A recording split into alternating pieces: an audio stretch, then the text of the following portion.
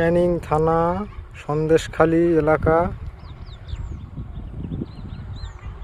Canning town, Golabari, হেড়োভাঙার road, Sandeshkhali. নদীর চরে কীরকমভাবে জেসিবি দিয়ে কাজ করে মানুষ বসতি গড়ে উঠছে দেখুন।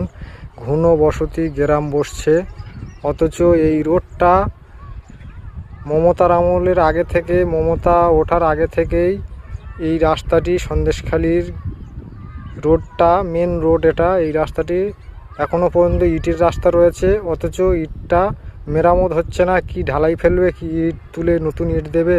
এখানে প্রচুর ভাটা, কিন্তু তাও ইটের রাস্তা বা ঢালাই রাস্তা হচ্ছে না। এই রাস্তাটিতে মানুষ যাতায়াতের খুবই অসুবিধা হয়। সরকার এদিকে নজরই দিচ্ছে না। সন্দেশখালী বলে যে কোনো গ্রাম আছে, এদিকে একদমই নজর দিচ্ছে না। আর এখানকার এলাকার লোকেরাও সব গাঁইয়া মূর্খ, যার কারণে কেউ কিছু বলছে না।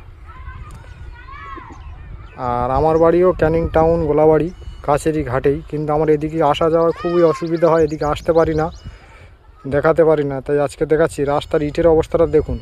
এই ইটের অবস্থা হলে এর ওপর থেকে কোথায় ইটটা কোথায় আছে দেখুন তো। বরাবর এইরকমই রাস্তাটা, এইরকমই। এতে মানুষ চলাচল করতে পারে?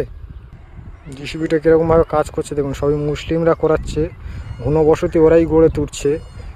হিন্দু বলে থাকবে, এটাও বলতে বাধ্য হলাম। আর ক্যামেরা হচ্ছে রিয়েলমি 16 প্রো প্লাস, আমার ফোনে ক্যামেরা করছি দেখুন।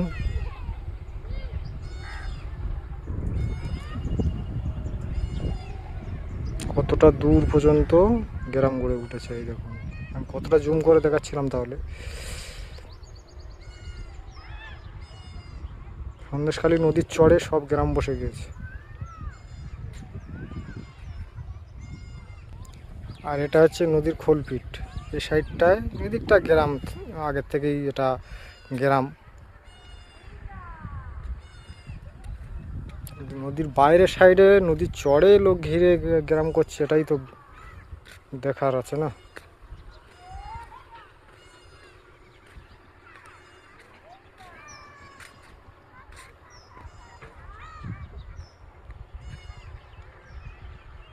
সমস্ত ইট একদম ক্ষয়ে চলে গেছে।